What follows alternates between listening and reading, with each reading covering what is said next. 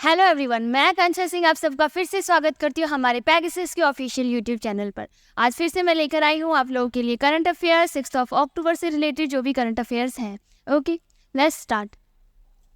सबसे पहला आपका क्वेश्चन बनता है, which state is associated with the मुख्यमंत्री ग्रामीण आवास न्याय योजना। ठीक है, क्या है क्वेश्चन हमारा कि कौन सा राज्य मुख्यमंत्री ग्रामीण आवास न्याय योजना से संबंधित है। ओके, अगर हम बात करें मुख्यमंत्री ग्रामीण आवास न्याय योजना की, तो ये स्कीम कहाँ की है? ये स्कीम है आपके छत्तीसगढ़ की। ओके, कहाँ की स्कीम है? छत्तीसगढ़ की। ये जो स्कीम है, ये यहाँ के सीएम कौन है? आप मुझे इनके सीएम कमेंट सेक्शन में बताओगे। ठीक है, यहाँ के जो सीएम है, चीफ मिनिस्टर हैं आप मुझे कमेंट सेक्शन में बताओगे, मैं नाम नहीं बता रही हूँ। वैसे आपको हिंट मिल गया होगा अभी। तो छत्तीसगढ़ के जो चीफ मिनिस्टर हैं, उन्होंने इस जो हमारा मुख्यमंत्री ग्रामीण आवास योजना है, इसका उद्घाटन किया था। और ये स्कीम ऐसा है कि इसके अंदर इसका बजट है टोटल 100 करोड़ रुपए। ओके, 100 करोड़ रुपए। और ये आवास उन लोगों को मिलेगा जो प्रधानमंत्री आवास योजना, एक आवास योजना आई थी, तो उस आवास योजना में जिन लोगों को घर नहीं मिल पाए, उन लोगों को इस चीफ मिनिस्टर मीन्स मुख्यमंत्री जो ग्रामीण आवास न्याय योजना है, उसके अंतर्गत उन लोगों को घर दिए जाएंगे। कितने का बजट है? 100 करोड़ रुपए का। ओके, और अगर मैं बात करूं तो ये इसमें घर का मतलब मेन किनको घर दिया जाएगा? तो जिनका घर कैसा है, जिनका कच्चे मकान है, उनको पक्का मकान दिया जाएगा। ओके, जिनके कच्चे मकान है उनको पक्का मकान दिया जाएगा। 100 करोड़ का बजट है। और आपका आंसर बनेगा, ये स्कीम कहाँ की है? छत्तीसगढ़ की है, चीफ मिनिस्टर ने लॉन्च किया था। और जिनको प्राइम मिनिस्टर आवास योजना के अंतर्गत जिनको घर नहीं मिले थे, उन लोगों को छत्तीसगढ़ में घर दिया जाएगा इस स्कीम के अंतर्गत। Next, recently MS Swaminathan has passed away, he was a famous person in which field. ठीक है, हमारा क्वेश्चन क्या है? MS स्वामीनाथन का नाम आपने सुना होगा। ठीक है, आपसे क्वेश्चन पूछा जा रहा है ये किस फील्ड से बिलोंग करते हैं। तो अगर मैं बात करूं तो MS स्वामीनाथन को क्या बोलते हैं? Father. Okay, father of green revolution. Okay, revolution India के अंदर फादर ऑफ ग्रीन रिवॉल्यूशन किन्हें कहा जाता है? तो MS स्वामीनाथन जी को। ओके, इन्हें बहुत सारे अवार्ड से सम्मानित किया गया है। अगर बात करूं हमारे कंट्री के सबसे जो टॉप अवार्ड्स होते हैं, कौन से? पद्मश्री, पद्म भूषण, और साथ ही साथ इनको पद्म विभूषण। ओके, पद्म विभूषण, ऐसे इतने ज़्यादा प्रेस्टिजियस अवार्ड से इनको सम्मानित किया गया है। इन्होंने क्या किया है? इन्होंने एग्रीकल्चर की फील्ड में, ओके, किसकी फील्ड में? एग्रीकल्चर की फील्ड में इन्होंने बहुत ही ज़्यादा काम किया है। मैं अगर बताऊँ तो जब हमारा देश आज़ाद हुआ था तो उस समय हमारे पास खाने की चीज़ें नहीं थी। इन्होंने क्या किया? राइस, ठीक है, राइस और वीट, यानी कि धान और गेहूं के उसमें धान और गेहूं की फसलों को अच्छा बढ़ाने के लिए, ठीक है, धान और गेहूं की उपज को बहुत ज़्यादा बढ़ाने के लिए इन्होंने उस स्तर पे बहुत ज़्यादा काम किया है।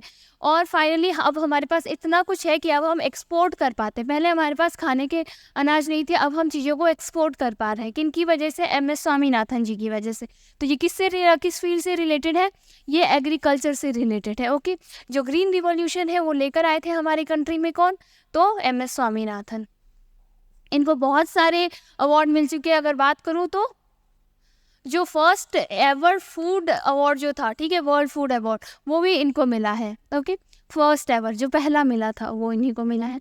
नेक्स्ट डिस्कस करते हैं हम, which district will be second tiger reserve in Bihar state be establish. क्या क्वेश्चन है आपका कि बिहार के राज्य में, ठीक है, जो बिहार राज्य है यानी बिहार स्टेट का दूसरा बाघ अभ्यारण्य किस जिले में स्थापित किया जाएगा? तो दूसरा यानी इससे पहले कोई एक और होगा, है ना? तो वो एक कौन सा है? वो है Valmiki. Okay, Valmiki tiger reserve,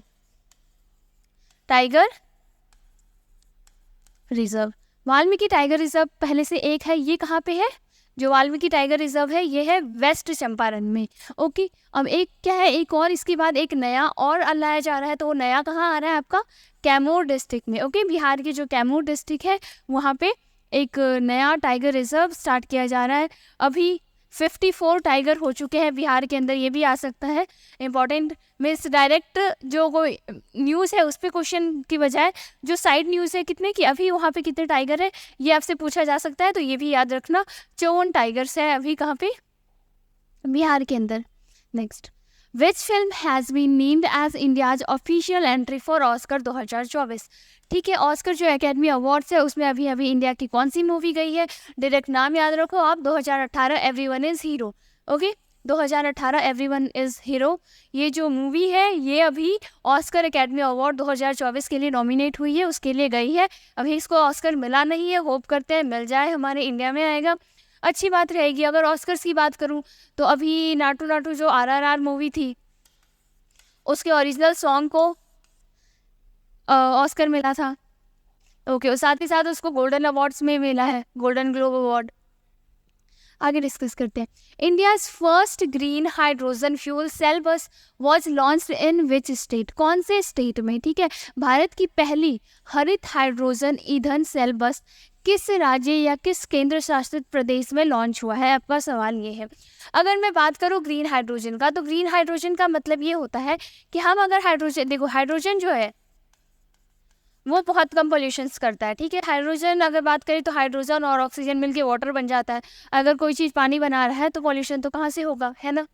तो जो ग्रीन हाइड्रोजन जो फ्यूल है, ओके, ग्रीन हाइड्रोजन जो फ्यूल है वो उससे चलने वाली बस कौन से स्टेट में लॉन्च हुई है, ये हमारा क्वेश्चन है। तो आपका आंसर बनेगा दिल्ली।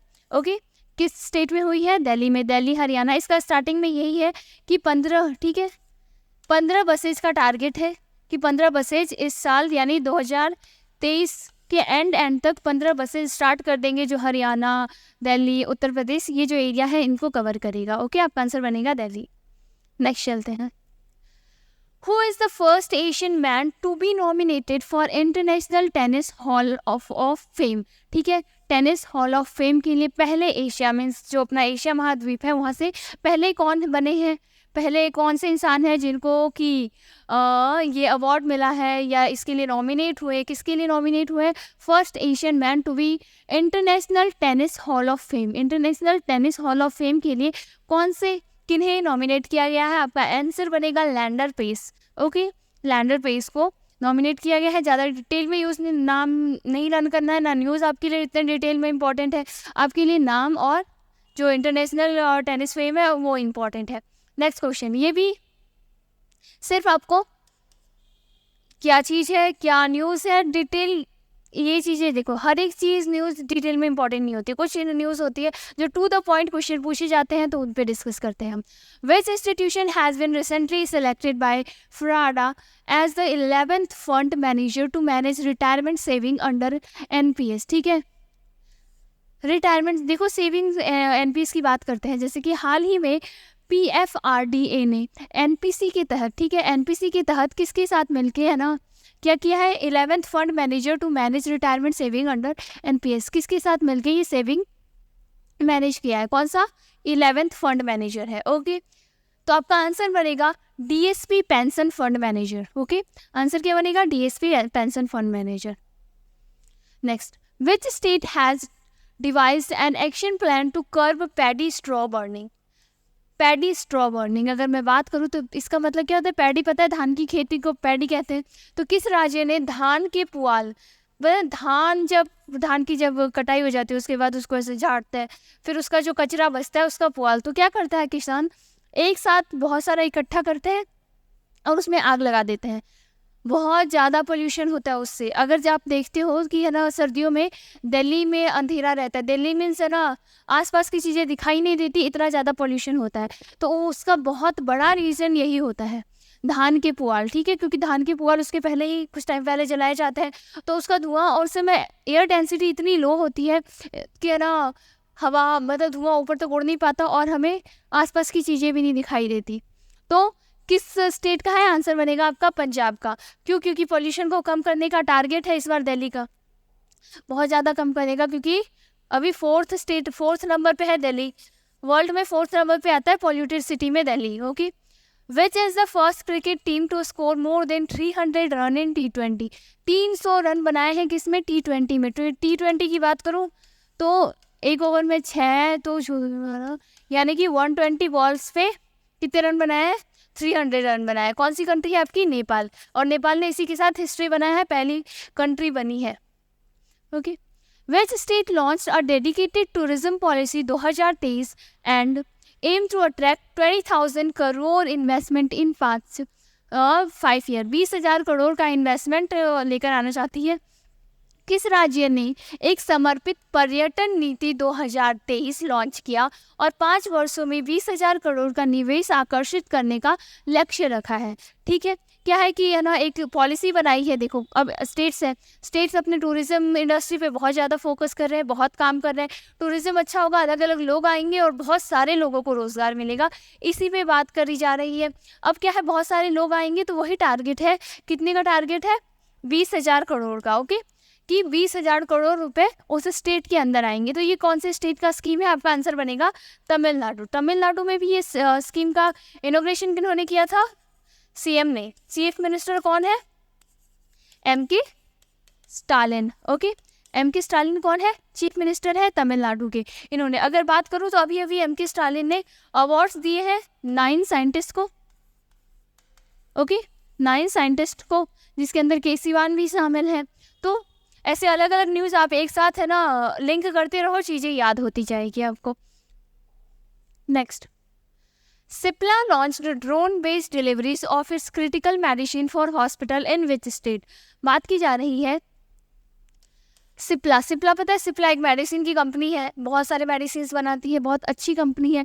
तो उसने कौन से स्टेट में ये चीज़ लॉन्च करी है? ठीक है, तो आपका आंसर क्या बनेगा? अरुणाचल प्रदेश। तो इसका क्या है कि अरुणाचल प्रदेश में ड्रोन बेस्ड, यानी कि जब भी जो हॉस्पिटल्स होंगे, ओके, तो जो हॉस्पिटल्स हैं उसमें ड्रोन के थ्रू जाकर मेडिसिन की सप्लाई की जाएगी। कभी कुछ अर्जेंट रहा तो वहाँ पे ये फैसिलिटीज़ हैं। Next, which institution has raised more than 1,000 crore via social bonds? ठीक है, सोशल बॉन्ड्स के थ्रू कौन से जो इंस्टीट्यूशन है इनमें से उन्होंने 1,000 करोड़ से ज़्यादा का बॉन्ड सोशल किया है? ठीक है, तो ये 1,000 करोड़ से ज़्यादा बॉन्ड कितना है? 1040। ओके, कितने का? 1040 का। क्या है? बॉन्ड इतने करोड़ का वाया सोशल बॉन्ड। आपका आंसर क्या बनेगा? नाबार्ड। ठीक है, डायरेक्ट टू द पॉइंट पूछा जाता है, आपका आंसर बनेगा नाबार्ड। नाबार्ड की बात करूँ तो नाबार्ड क्या है? National bank for agriculture and rural development. ठीक है, नेशनल बैंक फॉर क्या है? किस चीज़ की बैंक है? रूरल डेवलपमेंट के लिए, एग्रीकल्चर और रूरल डेवलपमेंट से बेस्ड ये बैंक है। अब ये बैंक क्या करती है? इसका मेन काम क्या है कि ये गाँव में काम करती है, गाँव के विकास के लिए काम करती है। मान लो कि है ना, कोई सिलाई मशीन का है, या गाँव में छोटे मोटे कोई भी धंधे होते हैं ना, मटके बनाने के काम कर रहे कोई, तो क्या होता है कि वो लोग अपना जो सामान है, ठीक है, अपने जो पैसे हैं वो जमा कराती है अपने यूनियन को। फिर नाबार्ड क्या करती है? नाबार्ड उन लोगों को हेल्प करती है खुद का बिजनेस ग्रो करने में। क्या होता है कि जैसे SBI मान लो, ठीक है, SBI तो फिर भी गवर्नमेंट बैंक है। अगर मान लो मैं एक्सिस बैंक, ठीक है, अगर मैं मान लो एक्सिस बैंक, तो ठीक है, तो इन सब की ब्रांचेज हर गांव में तो नहीं होती। शहरों में आपको दुनिया भर के ब्रांचेज मिल जाएंगे, गांव में नहीं मिलते। तो गांव में क्या होता है? गांव में जो लोगों का ख्याल रखता है वो कौन करता है? नाबार्ड करता है। ओके, नेक्स्ट चलते हैं हम लोग। नेक्स्ट है हमारे पास, अब हमारे जो MCQs थे, जो इम्पोर्टेंट MCQs रहे हैं वो हमने डिस्कस कर लिया है। अब अपन चलते हैं डिटेल न्यूज़ की तरफ। पूरा डिटेल न्यूज़ डिस्कस करते हैं क्या क्या चीज़ें इंपॉर्टेंट रही थी। सबसे पहले, Jammu and Kashmir lieutenant governor flag of CRPF women bike expedition. क्या नाम है उसका? यशस्विनी कहाँ से स्टार्ट किया उन्होंने? श्रीनगर से। मोटा मोटा अगर देखें तो न्यूज़ ये है कि श्रीनगर से गुजरात तक एक बाइक रैली जा रही है, और ये बाइक रैली किसके लिए होगी? वुमेन एम्पावरमेंट के लिए। ओके, वुमेन एम्पावरमेंट के लिए ये रैली की जा रही है। डिटेल में पढ़ते हैं हम लोग। The central reserve police force, CRPF का फुल फॉर्म क्या होता है? The central reserve police force kick started all female biker expedition rally named Yashaswini from Srinagar to Gujarat. कहाँ तक रैली चलेगी? श्रीनगर से गुजरात। इस ट्यूसडे को स्टार्ट हुआ है। ओके, और इसका नाम क्या है इस इवेंट का? इस रैली का नाम क्या है? यशस्विनी। ये आपसे पूछा जा सकता है। The rally started from iconic, कहाँ से दिख रहा है आपको? घंटाघर। ये इवेंट स्टार्ट कहाँ से हुआ है? घंटाघर से, ठीक है। और ये घंटाघर कहाँ पे है? लाल चौक, श्रीनगर। ओके, लाल चौक, श्रीनगर, घंटाघर से ये जो रैली है स्टार्ट की गई है। Next, the esteemed guest who inaugurated this remarkable journey is lieutenant governor of, किन्होंने इस जर्नी का स्टार्ट किया है, ठीक है। होता है ना, हर एक इवेंट होता है तो कोई ना कोई उसको फ्लैग करते हैं, कोई ना कोई होता है जो उस को लीड करते हैं, इवेंट ऑर्गेनाइज करते हैं, ठीक है। एक होता है ऑर्गेनाइजर, ओके, एक होता है शिलान्यास करते हैं, इवेंट को, और क्या बोलते हैं, फीता काटते हैं, उद्घाटन करते हैं, ठीक है। तो उसे वही तो किन्होंने किया है? लेफ्टिनेंट गवर्नर जो है कहाँ के? जम्मू एंड कश्मीर के। नाम क्या है उनका? मनोज सिन्हा, ठीक है। मनोज सिन्हा जी ने इस इवेंट का, ये जो रैली है उसका इनॉग्रेशन किया है। Okay, this all female cross country bike rally is not just an ordinary trip. ये सिर्फ और सिर्फ एक ट्रिप नहीं है कि श्रीनगर से बाइक लेके निकले, जैसे लद्दाख घूमने जाते हैं वैसा नहीं है कि श्रीनगर से गए गुजरात पहुंच गए, सिर्फ इतनी सी बात नहीं है। ये क्या है? Main women empowerment. Okay, women empowerment पे ये मेन फोकस रखेगी। किस पे फोकस रहेगी? Women empowerment. आप देखोगे इस इमेज के अंदर रैली में सारी की सारी वुमेन्स है, तो जो बाइक चला के जा रही है वो सारी वुमेन्स है। ओके, नेक्स्ट, कवरिंग, और ये कितना कवर करेगी? मीन्स ये टोटल डिस्टेंस हो जो श्रीनगर से जा रही है गुजरात तक, नीचे वहाँ साइड में साउथ वेस्ट तक जाएगी। ओके, श्रीनगर यहाँ है, यहाँ से गुजरात वेस्ट तक जाएगी, तो इसमें कितना एरिया कवर करेगी, कितने स्टेट्स कवर करेगी, कितना किलोमीटर एरिया कवर करेगी, वो देखें। तो कितना एरिया कवर कर रही है ये? 2134 किलोमीटर, ठीक है, एरिया कवर कर रही है। साथ ही साथ बात करें तो 15 राज्य और केंद्र शासित प्रदेश को कवर करेगी। कितने राज्य? 15 राज्य और केंद्र शासित जो ये यूनियन टेरिटरीज है वो, और साथ ही साथ 40 जिले यानी कि 40 डिस्ट्रिक्ट्स को कवर करेगी, होकर गुजरेगी, और फाइनली गुजरात में इसका फाइनल पॉइंट है। डेस्टिनेशन कहाँ है? Gujarat. The cross country bike expedition is a collaborative effort of, किन किन लोगों ने मिलकर किया है? CRPF, जो CRPF है उन्होंने, और साथ ही साथ ministry of women and child development. Ministry of women और चाइल्ड डेवलपमेंट किसके पास है? तो श्रीमती स्मृति ईरानी जी के पास। Okay, women and child development जो मिनिस्ट्री है ये किनके पास है? श्रीमती स्मृति ईरानी जी के पास। और बात करें तो CRPF और ministry of women and child development का कोलैबोरेटिव, ठीक है, साथ में साझेदारी के साथ ये इवेंट चलाया गया है, जो कि रैली है। कहाँ से कहाँ तक जाएगी? श्रीनगर से गुजरात तक। एक और डिफेंस से रिलेटेड न्यूज है, क्या है? HAL यानी हिंदुस्तान एरोनॉटिक्स लिमिटेड जो है हैंड ओवर ट्विन सीटर। देखो क्या है? Twin seater. अभी तक आप देखते होंगे मूवीज़ और इन सब में कि जो फाइटर जेट्स होते हैं उसमें एक इंसान बैठता है, ऐसी छोटी सी बैठने की जगह होती है, उसके अंदर एक इंसान बैठता है, ऊपर से कैप लग जाता है। अब ये क्या है? ट्विन सीटर, यानी कि 2 जने बैठ सकते हैं, पायलट होगा, को पायलट होगा। वैसे जहाँ तक पहले होता था उसमें 1 सीटर इसलिए होता था कि है ना, उनको इतने फास्ट डिसीजन लेने होते हैं हर चीज़ के लिए कि उन्हें किसी और से डिस्कस करने का टाइम ही नहीं होता है, इसलिए एक ही, ताकि वो अपने दिमाग में कंफ्यूज ना हो, इसलिए एक जने का। अब ये ट्विन सीटर किसी और चीज़ों को ध्यान में रखकर बनाया गया होगा। तो बात करें जो LCA तेजस है, LCA की बात करूं तो LCA क्या होता है? Light combat aircraft. Okay, light combat aircraft का जो तेजस है उसका ट्विन सीटर इन्होंने हैंड ओवर किया है। किन्होंने? HAL ने, हिंदुस्तान एरोनॉटिक लिमिटेड ने handed over the twin seater variant of LCA Tejas. LCA तेजस का ट्विन सीटर जो प्लेन है वो इंडियन एयरफोर्स को दे दिया गया है। Union minister of state for defence, क्या नाम है उनका? अजय भट्ट।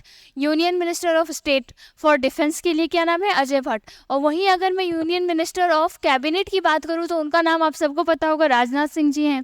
ओके, स्टेट के कौन है? अजय भट्ट, और कैबिनेट के कौन है? अपने Rajnath Singh. Was the chief guest, ये कौन थे? चीफ गेस्ट थे इस इवेंट के टाइम पे जब उनको हैंड ओवर किया जा रहा था इंडियन एयरफोर्स को। The version of LCA has all the capabilities to support training required requirements Indian air force, means इसकी क्या क्या फैसिलिटीज़ है उसके बारे में बात हो रही है। LCA Tejas twin seater is high weight, ठीक है, light weight multi role 4.5 generation aircraft.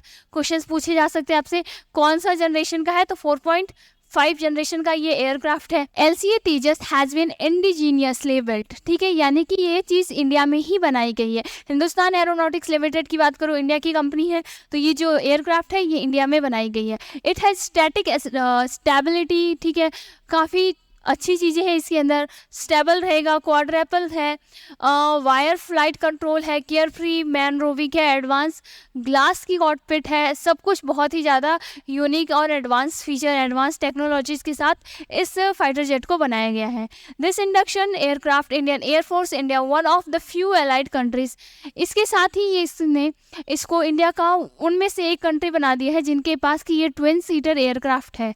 Okay, twin seater तेजस है, तेजस भी हमारा इंडिया का ही है। Okay, that have created such capabilities and made operational defence force, ठीक है, यही बात हो रही है कि देखो तेजस भी हमारा इंडिजीनियस है, यानी इंडिया में बनता है। साथ ही साथ अब इसका जो 4.5 जनरेशन जो आया है ये भी किसका है, हमारे इंडिया में ही। और क्या है, इंडियन एयरफोर्स परचेजिंग कितने, 18 ट्विन सीटर, ऐसे एक पहला तो मिल गया है इंडिया को, पहला इंडियन एयरफोर्स को मिल गया है, कितने का टारगेट है, 18 ट्विन सीटर का, ठीक है। 8 ऑफ देम, जिसमें से 8 तो 2023-24 तक डिलीवर कर दिया जाएगा इंडियन एयरफोर्स को, 8 ऐसे एयरक्राफ्ट, ठीक है, ऐसे जो 8 एयरक्राफ्ट है वो 2023-24 तक मिल जाएगा। ओके, अगर बात करें सारे कब तक मिल जाएंगे तो 2026 से 27 तक 18 के 18 इंडिया को मिल जाएगा। नेक्स्ट, यही चीज़ें अब हिंदी में हैं, आप देख लेना एक बार पॉज करके। नेक्स्ट डिस्कस करते हैं नोबेल प्राइज विनर, ठीक है, नोबेल प्राइज़ के बारे में जानते हो। नोबेल प्राइज़ क्या होता है, उस फील्ड के अंदर सबसे टॉप का जो प्राइज़ होता है, सबसे प्रेस्टिजियस जो अवार्ड होता है वो होता है नोबेल प्राइज़। तो नोबेल प्राइज़ हर साल लिस्ट निकालती है, हर साल लोगों को नॉमिनेट करती है, अनाउंस करती है कौन कौन विनर होंगे नोबेल प्राइज़ के। तो कुछ आए हैं अभी तक इस साल के, कुछ अवार्ड्स मिल गए हैं, कुछ फील्ड के अवार्ड्स अभी बाकी हैं, तो वही डिस्कस करते हैं। और इंडिया की बात करूँ तो इंडिया में सबसे पहला नोबेल प्राइज़ किन्हें मिला गया था, किन्हें दिया गया था, वो है हमारे रविन्द्रनाथ टैगोर जी।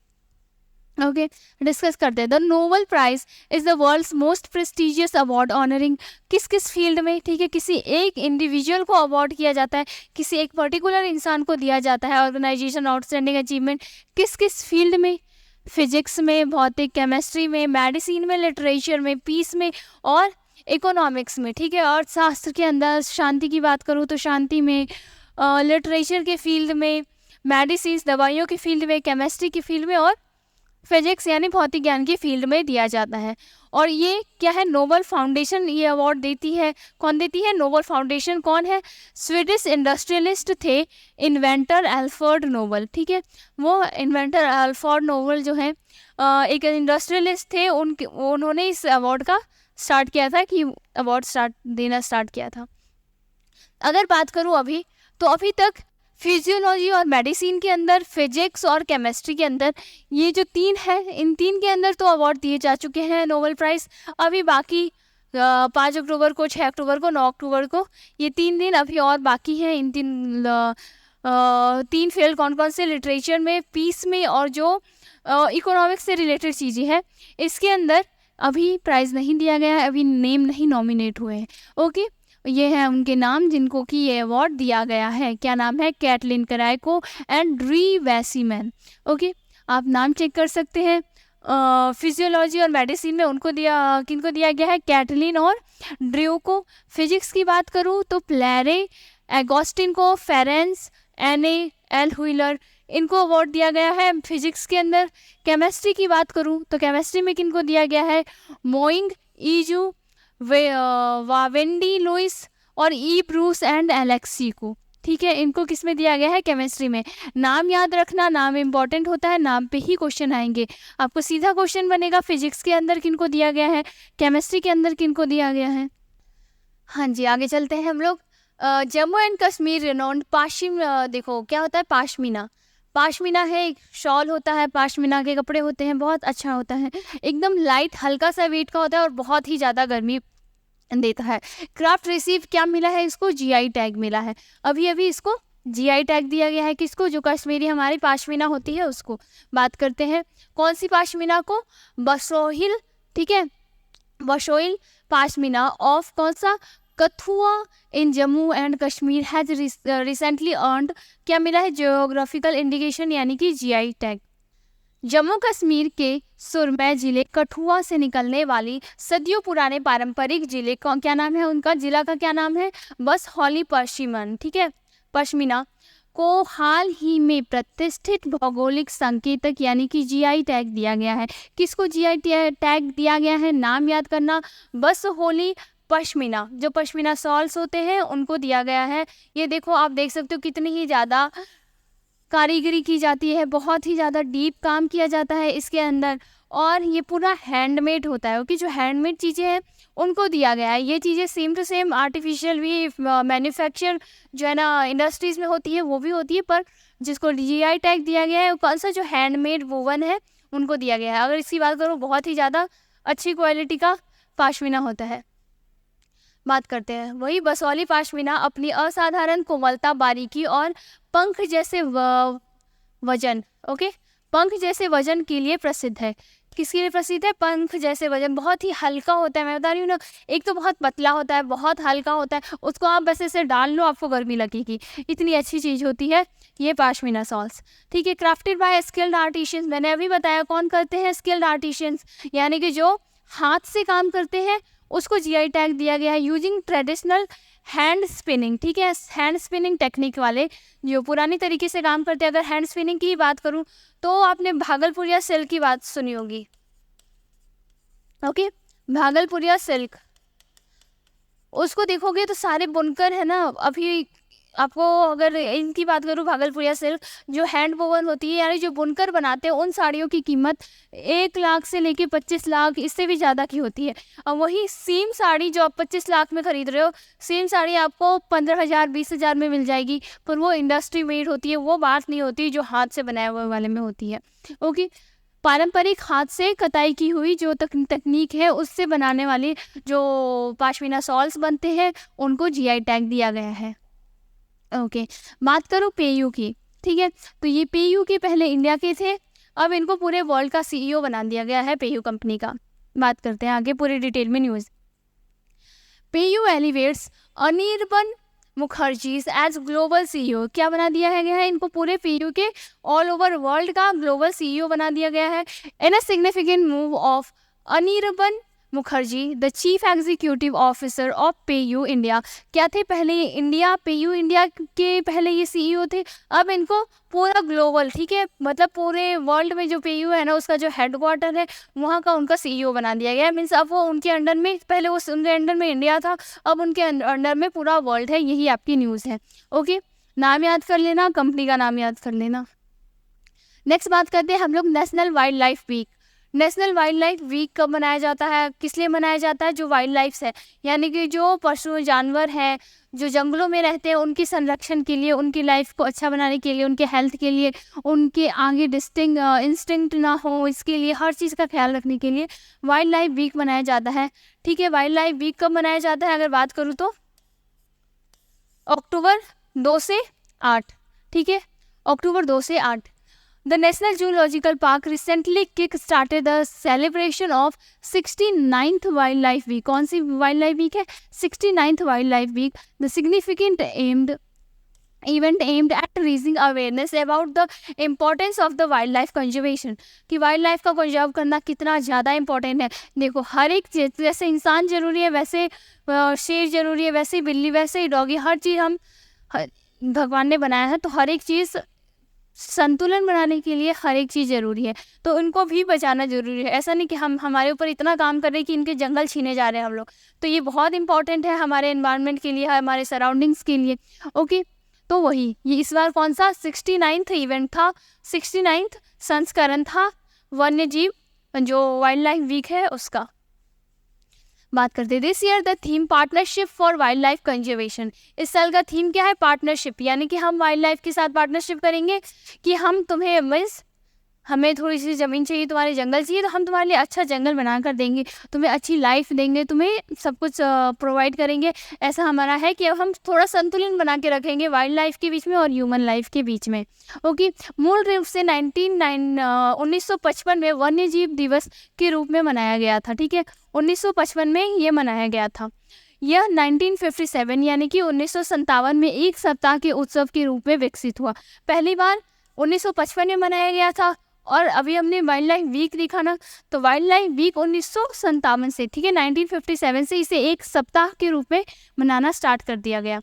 यह देश की कीमती वन्य जीवों की सुरक्षा के दीर्घकालिक उद्देश्यों को उजागर करने के लिए एक मंच के रूप में महत्व प्राप्त करने के लिए है। ठीक है, अगर ये बात करूँ तो जितने भी वन्य जीव है, वाइल्ड लाइफ मैंने भी कहा बहुत इंपॉर्टेंट है हमारे लिए, हमारे एनवायरमेंट के लिए। सबको मीन्स अगर ऐसा समझो कि अगर जानवर नहीं होंगे तो इंसान भी नहीं रहेंगे, हर चीज़ एक दूसरे पे ही डिपेंड रहती है।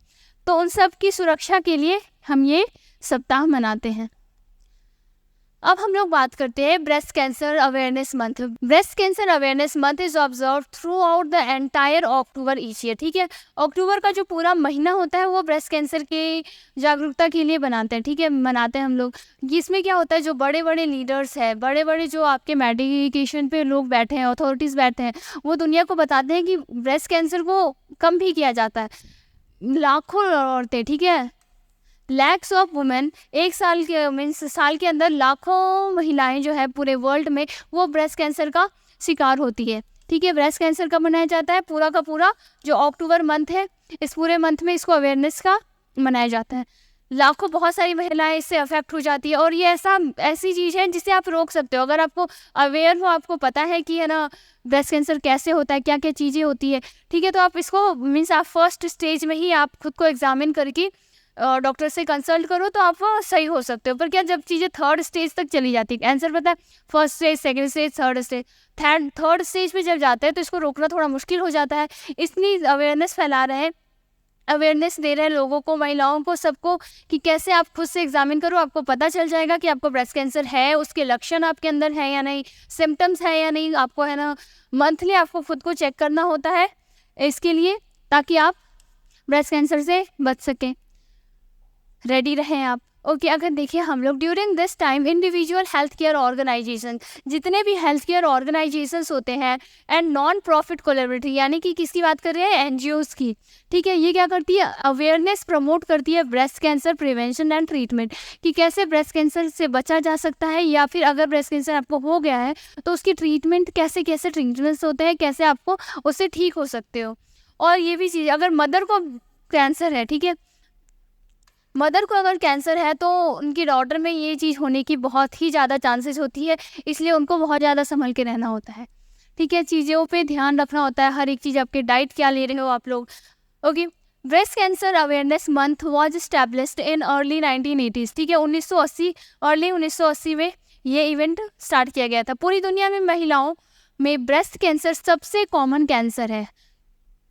ब्रेस्ट कैंसर इतना कॉमन है ना कि अगर आप एक रूम में बैठे हो तो उनमें से एक दो जने को ब्रेस्ट कैंसर होगा।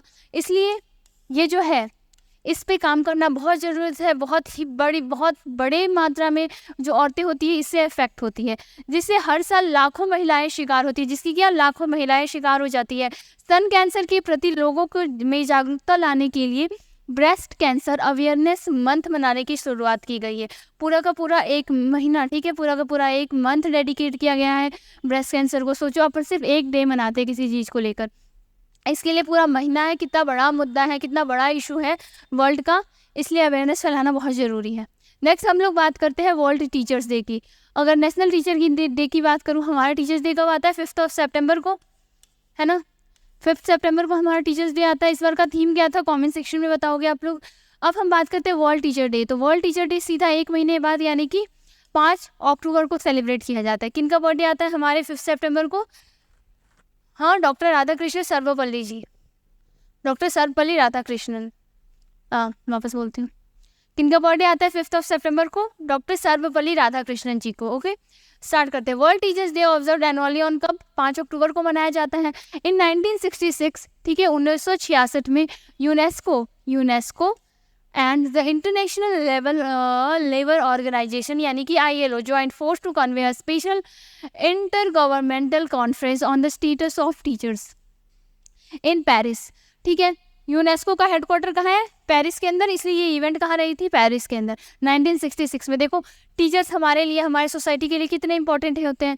अगर मैं तुम्हें कुछ सिखा रही हूँ, एक तरीके से टीचर हुई, आप किसी से भी सीख रहे हो दुनिया में, तो कोई ना कोई होना चाहिए जो हमें कुछ सिखाए। तो उनकी क्या इंपॉर्टेंस होती है ये बताने के लिए हम वर्ल्ड टीचर डे सेलिब्रेट करते हैं। पहली बार इस बारे में बात कब हुई थी? 1966 में। ठीक है, टीचर्स को पहली बार सम्मान देने की जब बात हुई थी। अगर वही बात करें तो world teachers day was inaugurated on 5 अक्टूबर 1994। 1994 में लगभग 30 साल बाद पहली बार उस इवेंट के बाद, जब वो कॉन्फ्रेंस हुआ था पेरिस के अंदर यूनेस्को और ILO का, उसके लगभग 30 साल बाद 1966 में, ठीक है, 1994 में पहली बार ये इवेंट किया गया था। कब? 1996 में, जब ये उसका पहला इवेंट रहा था। तो 1994 में 5 अक्टूबर को पहली बार टीचर्स डे मनाया गया था, और उसके बाद कह दिया गया कि अब टीचर्स डे हम इस दिन मनाएंगे। वर्ल्ड टीचर डे को कन्वेंस्ड अ पार्टनरशिप विथ किसका इंटरनेशनल लेबर ऑर्गेनाइजेशन, यूनिसेफ और एजुकेशन इंटरनेशनल के, इन तीनों की साझेदारी, इन तीनों के कोलैबोरेशन से ये डे मनाया जाता है। ओके, होप आपको करंट अफेयर्स सही लगे होंगे, आपको समझ में आए होंगे। हम डिस्कस करते हैं अब एक बार पेगासस के जो क्लासेस चल रही हैं आपकी उसके ऊपर। ठीक है, देखो पेगासस में आपको ऑनलाइन क्लासेस मिल जाएगी, जिसके अंदर फाउंडेशन बैच है, इंग्लिश, रीजनिंग, GK, मैथ्स, इन सब की proper classes, proper PDF, proper mock test, आपको हर एक चीज़ SSC के बेस्ड पे आपको मिल जाएगा। अगर आपको कोर्स परचेज करना है तो आप पेगासस करियर एकेडमी का ऐप डाउनलोड कर लिए गूगल प्ले पे ऐप स्टोर से, वहाँ जाकर आप कोर्स परचेज कर सकते हैं। कौन सा? पेगासस करियर एकेडमी का आप ऐप डाउनलोड करो, और इसमें क्या आपको 1000+ मॉक टेस्ट मिल जाएंगे, CGL, CPO, CHSL, MTS, steno, GD, Delhi police, इन सब के जितने भी SSC एग्जाम्स करवाती है, सबके 1000 से ज़्यादा आपको मॉक टेस्ट मिल जाएंगे। प्रीवियस ईयर क्वेश्चन मिल जाएगा, प्रीवियस ईयर मॉक टेस्ट मिल जाएगा, नए पैटर्न पे बेस्ड आपको क्वेश्चंस मिल जाएंगे। ओके, और साथ ही साथ अगर मैं बात करूँ तो SSC GD की जो नई भर्ती आ रही है, कितने 84,000+ पदों पे भर्ती आ रही है, इसके लिए भी बैच है जो आज शाम 4 बजे से स्टार्ट हो जाएगा। ऑनलाइन डायरेक्ट फ्रॉम क्लासरूम है, लाइव फ्रॉम क्लासरूम चलेगी ये क्लासेस। अगर आपको बैच ज्वाइन करना है तो आप पेगासस करियर एकेडमी का ऐप डाउनलोड करो, उसके अंदर जाके GD का बैच आप परचेज कर सकते हैं। इसकी फ़ीस है मात्र 999 रुपये। ओके, 999 रुपये में आपको GD का पूरा बैच मिल रहा है, लाइव क्लासेस मिलेगी, मॉक टेस्ट मिलेगा, स्टडी मटेरियल, आपको हर एक चीज़ ऑनलाइन प्लेटफॉर्म पे प्रोवाइड कर दिया जाएगा। सारा मॉक टेस्ट रहेगा। GD के एग्जाम से पहले आपके कोर्स सब कंप्लीट हो जाएगा, तो आप ये कोर्स ज्वाइन कर सकते हैं। होप ये सेशन आपको अच्छा लगा हो। मिलते हैं हम लोग नेक्स्ट क्लास में।